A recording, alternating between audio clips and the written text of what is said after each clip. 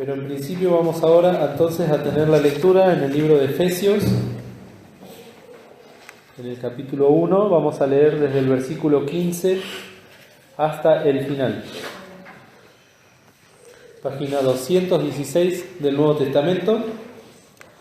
Dice Pablo: no ceso de dar gracias por vosotros, haciendo memoria de vosotros en mis oraciones.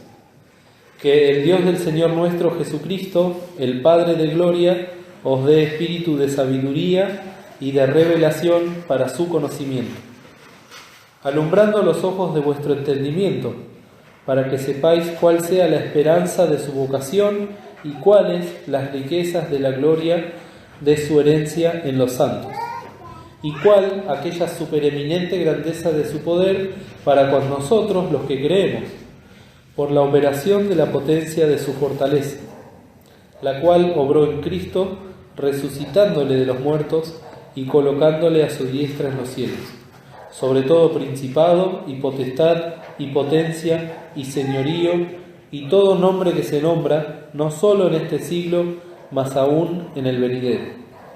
Y sometió todas las cosas debajo de sus pies, y diólo por cabeza sobre todas las cosas a la Iglesia, la cual es su cuerpo, la plenitud de aquel que hinche todas las cosas en todos. Hasta acá la lectura de la palabra del Señor.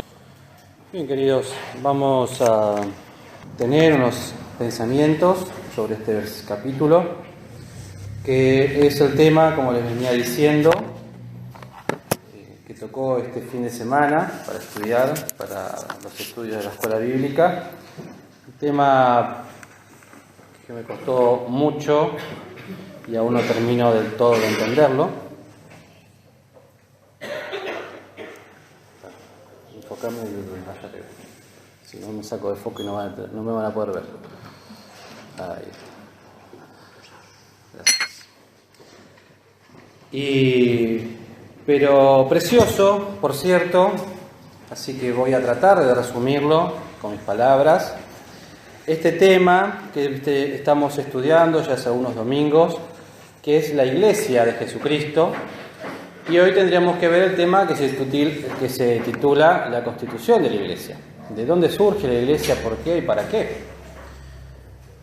Pero para poder entender un poquito de esto a lo cual se nos invita a través de la fe en la obra preciosa de nuestro Señor Jesucristo, y todos aquellos que un día hemos pedido perdón, luego de arrepentirnos de nuestros pecados, de haber visto nuestra condición pecaminosa, haber entendido que necesitamos un Salvador, que es la gracia solamente de Dios, enviando a su Hijo Jesucristo a morir por cada uno de nosotros.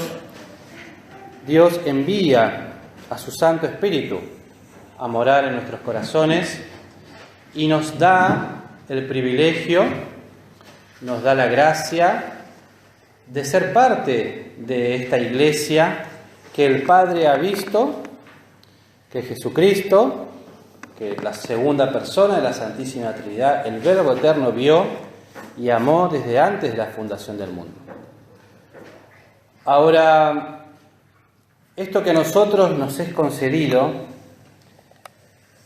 es muy difícil con nuestros ojos ver esta maravilla que el Señor ha hecho y el cual nos hace participantes. A tal punto que Pablo, en el versículo 17, realiza una oración muy particular, al cual le pide al Dios de gloria, al Padre de gloria, que os dé, o sea, que nos dé espíritu de sabiduría, un espíritu de revelación para el conocimiento, para su conocimiento, que tienes, los que tienen una Biblia con referencia al medio, fíjense que tiene una aclaración, un número 2, que dice en el conocimiento de Él. Y que nos alumbre los ojos de vuestro entendimiento.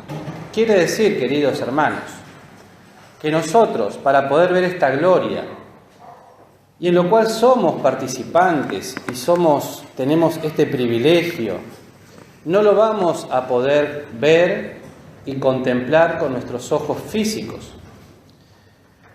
Y realmente cuando lo estudiaba esta semana, como les decía, me costó mucho, y al ver estos temas le pedí al Señor que tenga esa gracia también de darme esta sabiduría un poquito y poder ver estas maravillas que el Señor hace por cada uno de nosotros, que hace por cada uno de ustedes, por mí, y poder conocer de esta manera lo que el Señor hizo o es y en lo cual somos participantes. Entonces, este Padre de Gloria, donde se origina esta gloria, tenemos que mencionarlo, que nosotros no vamos a poder ver nunca la gloria de Dios, sino que la gloria de Dios la vemos a través de la gloria del Hijo. Por eso, cuando el Hijo se da a conocer, por ejemplo, podemos tomar el ejemplo de allí, en 1 Juan capítulo 14, cuando Juan dice, ¿no?, vimos su gloria. Y una gloria que para nosotros no la hemos visto con nuestros ojos, que 3 apóstoles tuvieron el beneficio de verla, pero ahora a nosotros se nos propone ver esta gloria de Dios que se tiene que manifestar a través de los ojos espirituales. ¿Y qué es más fácil?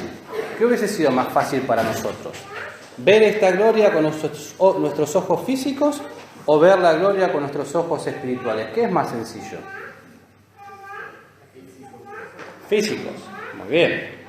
¿Pero eso significa que la entenderíamos? Fíjense en el libro de Lucas, en el capítulo 9.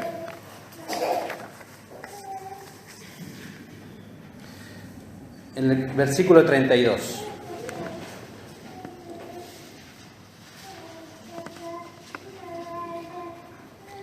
Dice, y Pedro y los que estaban con él estaban cargados de sueño, y como despertaron vieron su majestad y aquellos 2 varones que estaban con él. Esto es lo que Juan hacía referencia, y vimos su gloria, su majestad. Y aconteció que apartándose ellos de él, Pedro dice a Jesús, Maestro, bien es que nos quedemos aquí y hagamos 3 pabellones, uno para ti y uno para Moisés y uno para Elías, no sabiendo qué cosa, lo que se decía.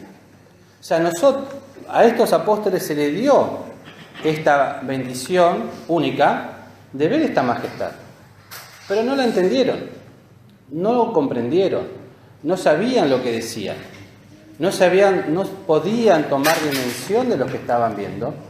Por ende, tenemos que decir que el mirar con nuestros ojos físicos no nos garantiza nada. Por eso, todas las personas que han pasado por este mundo, se les dio la gracia de escuchar el Evangelio de Jesucristo, de leer las Escrituras, pero solo aquellos que han tenido la fe, que se les ha abierto el espiritual entendimiento, han podido entender y aceptado esta gracia y ser salvos. Porque con los ojos que nosotros vemos, no podemos ver la gloria de Dios, si no nos es dada. Y podemos tomar otro ejemplo, ¿recuerdan? Así no lo buscamos, ¿no?, que es un poco largo, pero a Eliseo y su siervo, cuando Eliseo estaba, cuando la ciudad había sido rodeada y el siervo salió y miró y todo el ejército que lo rodeaba, entró preocupado y le dijo, estamos rodeados. Y Eliseo, ¿qué le dijo? Son más los que están por nosotros que con ellos, y le rogó a Dios que abra los ojos del siervo. Y vio, cuando le fueron abiertos los ojos, que alrededor del ejército que lo amenazaba estaba el ejército de Jehová, todos con carros, dice la palabra, de fuego encendidos, esperando el momento en recibir la orden para avanzar. O sea, les fue necesario abrir los ojos espirituales. Y pensaba esta tarde, ¿por qué el Señor le respondió tan rápidamente a Eliseo? ¿Por qué?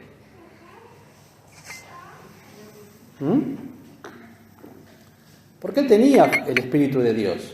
Recuerden que había recibido parte del Espíritu de Elías y tenía el Espíritu de Dios en su corazón. Y tenía esa gracia, esa fe puesta en su Dios, y el Señor le respondía. Entonces, a nosotros muchas veces nos pasa que somos como el siervo de Eliseo. Vemos las cosas que están a nuestro alrededor, vemos los problemas, vemos los peligros, vemos las circunstancias de nuestra vida. Pero seamos sinceros, hermanos, ¿cuántas veces oramos en la semana para que el Señor nos dé un espíritu de sabiduría, un espíritu de entendimiento, que nos abra el espiritual, los ojos de nuestro entendimiento, para poder ver las maravillas del Señor, para poder conocer más de Él y para poder acercarnos a su voluntad? Y eso realmente lo tomé en forma personal, porque uno a veces piensa y ora por cuestiones seculares, problemas, situaciones, y la palabra es clara: buscar primeramente el reino de Dios y su justicia, y las demás cosas os serán por añadidura. Entonces nosotros vemos las cosas terrenales y se nos es propuesto una nueva experiencia espiritual, de empezar a mirar aquello que Dios quiere hacer con su iglesia, que aquello que Dios quiere hacer con cada uno de nosotros, para que sepamos, para que veamos y para que contemplemos esta maravilla, la cual Dios ha preparado y en la cual muchos de los que estamos aquí somos participantes, y que la invitación de ser participantes de la Iglesia de Jesucristo está abierta, y han de tener tiempo hasta el día que el Señor los llame a su presencia, a los que no lo han hecho, o que Cristo nos venga a buscar. O sea, el tiempo de gracia, el tiempo de alcanzar la salud, todavía la puerta está abierta, está vigente y espera para que todo aquel pecador, como escuchábamos en el himno, no lo recuerdo de memoria, pero había una frase que decía, no, aquellos que están cansados, cargados, puedan ir a nuestro Señor Jesucristo. Entonces, hermanos, vemos en esto que es necesario que el Señor nos abra nuestro espiritual entendimiento, nos alumbre los ojos para poder ver. Y aquellas cosas que tal vez vamos a mencionar en muy poquito tiempo que tenemos, para poder entender, ¿sí?, esto que el Señor quiere mostrarnos. La gloria del Hijo, que la debemos de ver a través de la gloria del Padre, que la debemos de ver a través de la gloria del Hijo. El Hijo, que es cabeza de la Iglesia. Esta gloria que Jesucristo tuvo antes de la fundación del mundo. Y algo que yo nunca había estudiado, o por lo menos si lo estudié no me acuerdo, ni tampoco lo escuché, así que voy a tratar de explicarlo en forma sencilla, son los distintos estados que Cristo tuvo que pasar para poder llegar a conformar la Iglesia. Y en cada uno de esos estados que el Señor fue pasando, que ahora los vamos a mencionar, fue manifestando aquellas cosas que iba incorporando, y ahora lo vamos a hacer trato de hacerlo más sencillo, de dónde venía. Por ejemplo, el Señor eterno, la segunda persona de la Santísima Trinidad, el Verbo eterno, en primera instancia, para poder rescatarnos, tuvo que, ¿qué cosa? Primero, anonadarse y tomar forma ¿de qué? De siervo. ¿Y qué es eso, esto de anonadarse, de hacerse pequeño? Yo no me acuerdo dónde lo leí o lo escuché, pero siempre me quedó ese ejemplo de es como tratar de todo el océano del mundo, levantarlo, ponerlo dentro de una cucharita. Algo imposible para el hombre, y tratando de demostrar la grandeza de lo que es Dios y lo que vino a hacer. Todas las aguas de este mundo puestas adentro de una cucharita de té. Eso sí, hermano. Eso le dijeron a Armando de Pardo cuando estaba haciendo una defensa encendida de las doctrinas bíblicas que sostenemos. Entonces un modernista le contestó que lo que él estaba diciendo era como querer contener las aguas del océano en una cucharita. Y un Armando le dijo, si Dios quiere, lo puede. Claro. Para Dios Bueno, no hay ninguna pasión. yo sabía que en algún lado lo había escuchado. No sabía bien de dónde venía, pero siempre me quedó ese ejemplo, que es para que nosotros podamos entender el poder de Dios, porque siempre tomamos las cosas, decimos, sí, el Señor sí vino y nació, pero ¿qué implicó para el Señor? Una manifestación de poder. Y que si bien dejó, digamos, porque allá de luego en los evangelios dice, cuando ora al Padre en San Juan 17, y te ruego que me des la gloria que una vez tuve cerca de ti, si bien dejó ciertas cosas en los cielos, pero no dejó sus atributos, sino que esa gloria vino dentro de él, en ese cuerpo humanado, que luego nació, y esa gloria se vio, la manifestó, la mostró, todos esos atributos. ¿A través de qué? Uno de los que mencionábamos recién fue la transfiguración. Pero también, ¿en qué otros momentos las Escrituras muestran la gloria y el poder de Jesucristo? Por ejemplo, cuando hizo todos los milagros que hemos estudiado. Entre ellos también podemos mencionar, desde que convirtió el agua en vino, hasta la resurrección de Lázaro, la cantidad de personas que sanó, que las cosas que enseñó, todo eso esas fueron manifestaciones del poder de Dios a través del Hijo. Y que la gente las veía, las vieron, pero no todos creían. ¿Por qué? Porque los que creyeron es porque vieron con los ojos espirituales, y los que no creyeron eran porque los veían con los ojos físicos, que está vedado, que no se puede ver, no se puede contemplar. Entonces, el Señor manifestó este poder a través de esta gracia bendita, y me tengo que hacer un machete porque, como les dije, es un tema que me cuesta bastante, ¿sí? En este estado de hombre, el estado de la transfiguración, cuando cambia y manifiesta su gloria, y el estado del crucificado, porque el Señor Jesucristo luego es llevado a la cruz, ¿sí? En aquella, ¿cómo se llama? En aquel momento, y en aquel lugar, cuando es crucificado, ¿sí? Adquiere otros elementos que no tenía. ¿Y cuáles son los elementos que obtuvo y que no tenía? Primero, y no lo anoté el versículo, pero es coronado de gloria y de honra. Y allí en la cruz, ¿a quién vence? A la muerte, al pecado y al diablo. Les es arrebatada al que tenía el poder y el imperio de la muerte, las llaves del infierno, les es arrebatada. O sea, todo eso el Señor fue adquiriendo a medida que fue pasando su vida y que fue cumpliendo las distintas cosas que el Padre le marcó. Entonces, de su estado de gloria a niño en Belén, muestra su gloria, porque la adquirió en su nuevo cuerpo.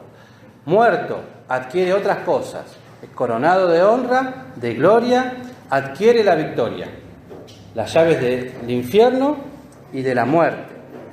Pero esto luego lo muestra, porque el Señor cuando se humilla y se anonada, lo hace en humildad. Pero Cristo cuando resucita, ¿sí? Ven que vamos pasando de estados en estados. Ahora estamos en el estado de resurrección. ¿Qué es lo que muestra? Primero su gloria, pero también sigue mostrando su humildad. ¿Por qué? Porque cuando muestra su humildad, lo vemos en el hecho de que se presenta, como escuchábamos en la cena, ¿a quién?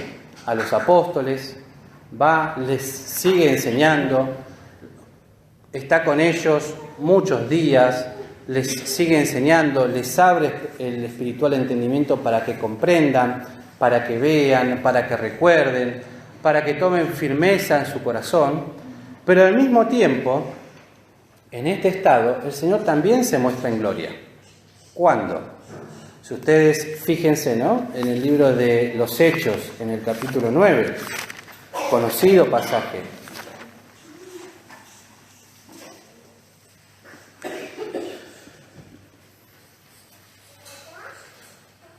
Dice en el versículo 9:3, conocida historia de Saulo de Tarso, que yendo por el camino aconteció que llegando cerca de Damasco, súbitamente le cercó ¿qué cosa? Un resplandor de luz del cielo. Y cayendo en tierra oyó una voz que le decía: Saulo, Saulo, ¿por qué me persigues? Pero lo interesante es lo que dice en el versículo número 7. Y los hombres que iban con Saulo se pararon atónitos. ¿Qué cosa? Oyendo la voz. A la verdad la voz. Pero ¿qué detalle agrega la palabra? No viendo, ¿qué cosa? Esa gloria. No les fue permitido. Pero Pablo lo vio. A tal punto que sus ojos físicos fueron dañados. Pero Pablo lo vio. Y Juan, en la isla de Patmos, lo ve como ¿qué? Como gloria, y usa una frase el hermano que es una aparición espantosa. O sea, espantosa no significa que sea fea, sino que causa espanto. La gloria, como lo vio al Señor Jesucristo. Entonces, fíjense que el Señor, a medida que va pasando por distintos estadios, va incorporando cosas que después las muestra. La gloria. Y hay algo que me llamó mucho la atención, que es obvio una vez que uno lo lee, pero que por ahí no lo piensa antes, que Cristo, ¿qué fue lo que obtuvo allí cuando dio su vida por nosotros? ¿Qué adquirió? La cruz, que antes no estaba. Él adquiere en ese momento la cruz. Y luego, esto es importante, porque Cristo, resucitado, ahora tiene que pasar al último, podemos decir así, estadio, que es una transición interesante que el hermano marca en este estudio, que justamente se ve en el libro de los Hechos.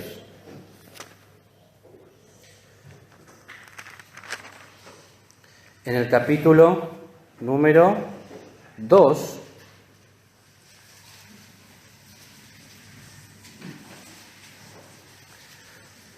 en el versículo 1.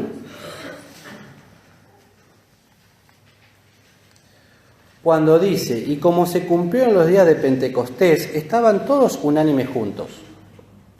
Y de repente vino un estruendo del cielo, como de un viento recio que corría, el cual hinchó toda la casa donde estaba sentado.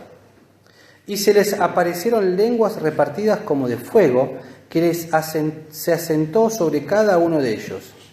Y fueron todos llenos de Espíritu Santo, y comenzaron a hablar en otras lenguas, como el Espíritu les daba que hablasen. ¿Qué se forma en este momento? La iglesia. Es la transición del cuerpo resucitado de Cristo, en el cual pasa a tomar ahora otra forma, que es la forma de la iglesia. Que, como veníamos diciendo, a medida que iba pasando por cada uno de sus distintos estadios, iba tomando de lo que tenía y lo manifestaba. Ahora, de todo lo que fue adquiriendo a través de todo este periodo, ¿dónde lo tiene que manifestar? ¿En qué nuevo cuerpo? En la iglesia. Es ahí ahora donde entramos nosotros. Porque en la iglesia de Jesucristo, que es el cuerpo, porque Cristo es la cabeza, y un cuerpo, ¿cómo se dan cuenta que un cuerpo le pertenece a una cabeza? ¿Qué pasa si en una cabeza tengo un tipo de sangre y en el cuerpo tengo otra? ¿Es posible? No. El cuerpo, cuando está sano, ¿a quién obedece? A la cabeza. La cabeza es la que da la orden. Entonces, si nosotros somos de la Iglesia de Jesucristo, si hemos creído en Cristo Jesús, debemos obedecer y ser ahora los que manifestemos aquellas cosas que Cristo hizo a lo largo de todo su ministerio y que fue adquiriendo, y ahora nosotros lo tenemos que manifestar. ¿En qué manera? Primero, ¿qué fue lo que Cristo manifestó? Humillación. Luego, ¿qué hizo? Manifestó su gloria, que es la Iglesia la que la tiene que manifestar. Luego, ¿qué mostró? Su muerte y resurrección. ¿Hemos llegado hasta ese momento como cuerpo? ¿Cuándo ha de acontecer eso? Cuando el Señor nos venga a buscar. Pero sí, en ese momento lo que ya tenemos adquirido es la cruz de Cristo, que es lo que tanto nos cuesta a cada uno de nosotros el poder manifestar. Porque la cruz tiene cosas que son, podemos decirlo así, negativas. No al mundo, no a la carne, no al pecado, no a yo, a mí yo. Pero tiene cosas positivas. ¿Y cuáles son las cosas positivas de la cruz?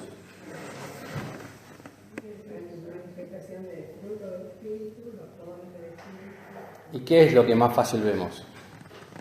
¿La parte cuál? ¿Negativa o positiva? La negativa. Porque la negativa la vivimos ¿cómo? En el día a día. No hagas esto, no, negación a uno mismo. Entonces, si yo no puedo ver con los ojos espirituales lo que el Señor me propone, nunca voy a ver la parte positiva. Porque a Cristo se le propuso un gozo. ¿Y cuál fue su gozo? Pero previo a la iglesia, sufrir la cruz. Ahí estuvo el tema. Que al Señor se le propuso un gozo. Y para Él el gozo, ¿qué era? Ir a la cruz. Porque iba a ver el resultado final. Él ya veía el resultado final, que era su iglesia. Entonces, a nosotros cuando se nos propone gozo, lo que menos queremos hacer, ¿qué es? Sufrir la cruz. Y esto es lo que el Señor nos quiere mostrar y enseñar como pequeña iglesia, porque como siempre decimos, cada uno de nosotros formamos parte de la iglesia, del cuerpo de Cristo. Y se nos es propuesto. Y qué raro un evangelio en el cual el alma se quiera salvar, pero ahora escucha que hay una cruz, que se tiene que negar. Por eso no se puede entender.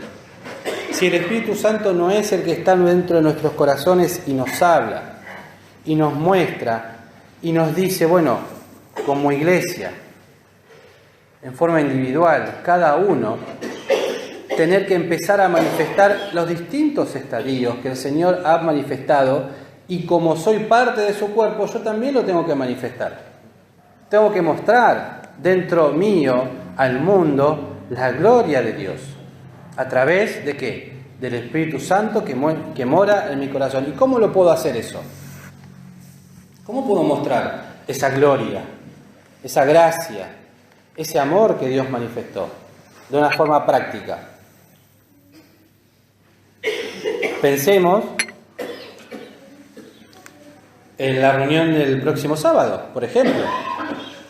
Se nos es invitado a una actividad poco habitual que no tenemos por costumbre de hacer, que es ir y predicar e invitar a las almas. ¿Con qué espíritu lo vamos a hacer? ¿O ya decidimos en nuestro corazón el no participar? Ahí es donde se ve lo que estamos manifestando de lo que Dios nos ha dado a través del Espíritu.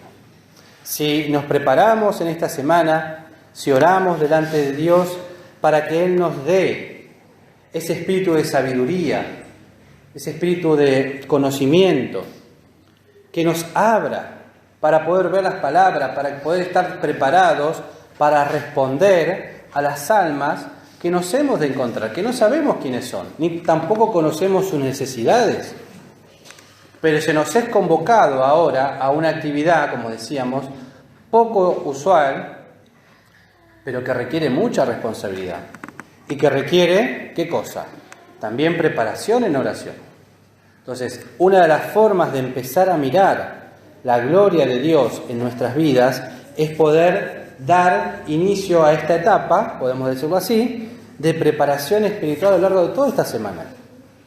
Para que la semana que viene, si el Señor lo permite, podamos hacer la tarea como corresponde.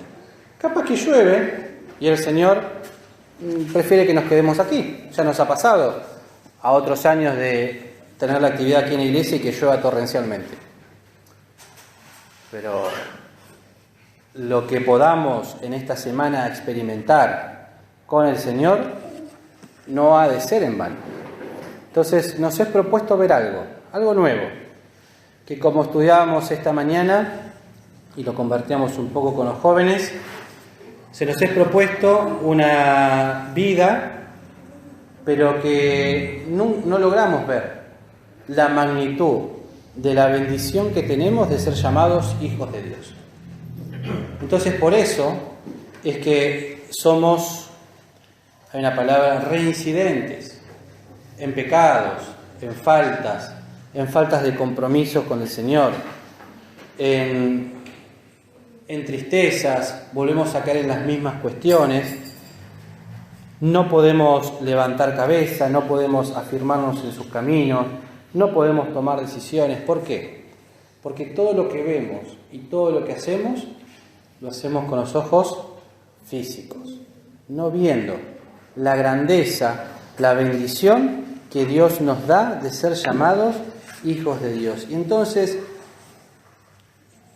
uno cuando piensa estas cosas, se pregunta, ¿no? ¿Realmente para el Señor, viéndonos a cada uno de nosotros, ¿habrá valido la pena todo el sacrificio del Señor? Porque si lo medimos en nuestra escala de valores, después de haber hecho tanto, ¿qué diríamos? ¿Valió la pena o no? Todo lo que el Señor hizo. Yo creo que si me miro a mí mismo y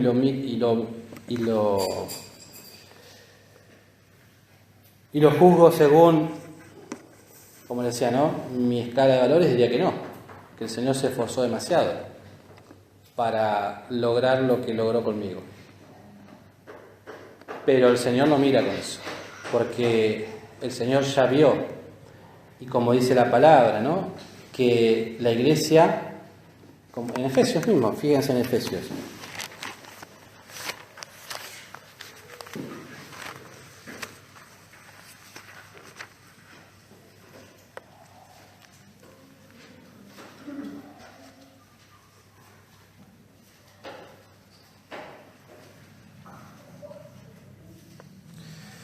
¿en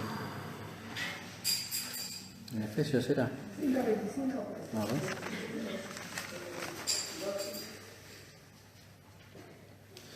Sí, acá en el 27, sí podemos decir el 25, maridos, amad a vuestras mujeres, así como Cristo amó a la iglesia y se entregó a sí mismo por ella, para santificarla, limpiándola en el lavacro del agua por la palabra, para presentársela glorioso para sí, una iglesia que no tuviese mancha ni arruga, ni cosa semejante, sino que fuese santa y sin mancha.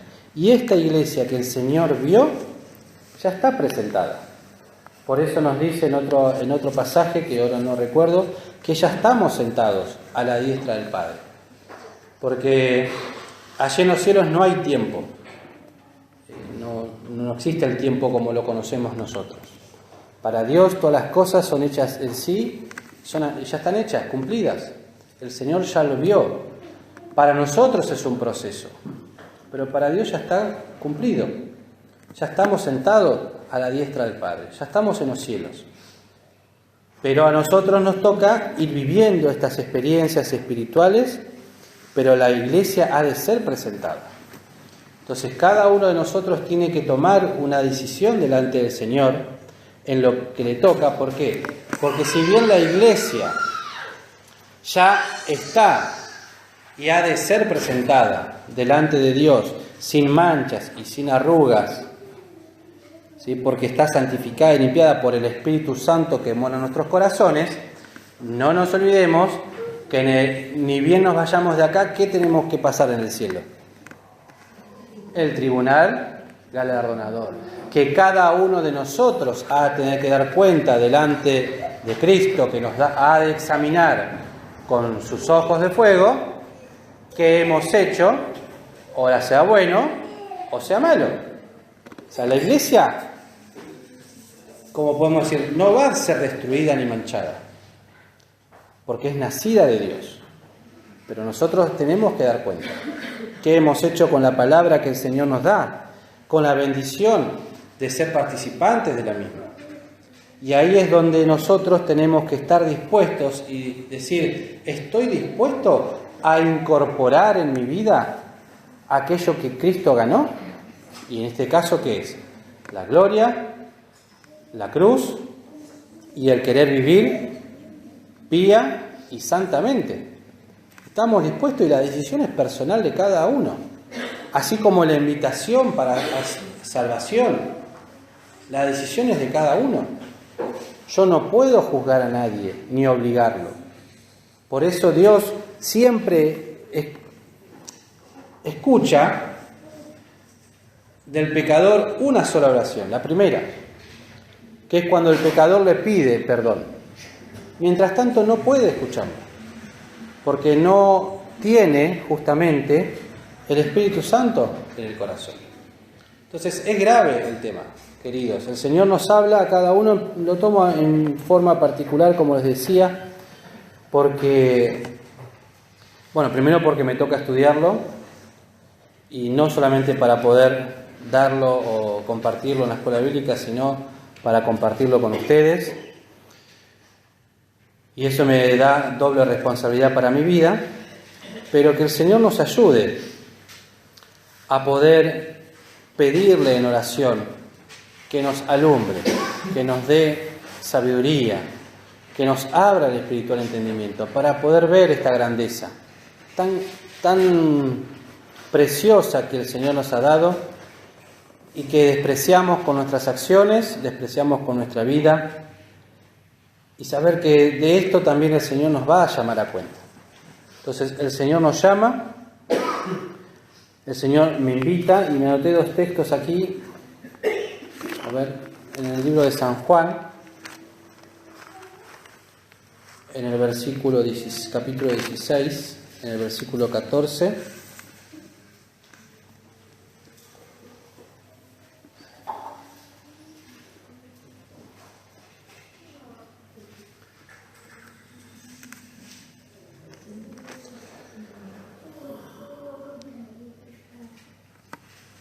Fíjense lo que dice en el 13.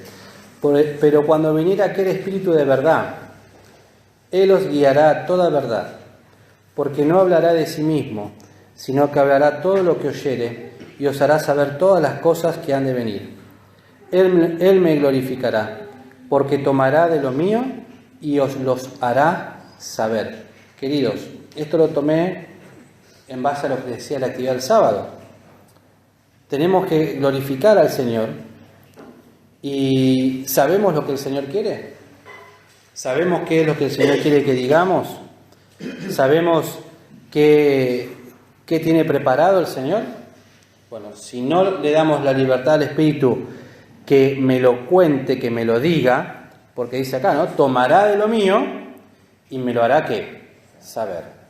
Entonces, y en el capítulo 17, verso 22, dice, y yo, la gloria que me diste les he dado, para que sean una cosa como también nosotros somos una cosa. Difícil de entender. Pero si el Señor nos da un poquito de esta sabiduría, que no me sale la palabra para decir, ¿no? Esto de saber que la gloria de Dios está en mi corazón.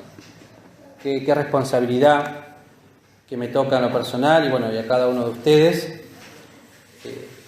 tomar conciencia de esta gran responsabilidad, de este gran don que el Señor nos ha dado, y que el Señor tenga misericordia también de nosotros y nos ayude a poder entenderlo, para que seamos bendecidos, queridos hermanos. Esto siempre recordemos, que todo lo que Dios quiere hacer con nosotros es para bendición, no es para destrucción. Y si Cristo venció en la cruz, bueno, nosotros podemos vencer, porque tenemos, como decíamos esta mañana, la posibilidad de decidir si quiero pecar o no quiero pecar. Está sujeto a la entrega que yo quiera hacer de mi vida al Señor. Que el Señor nos bendiga.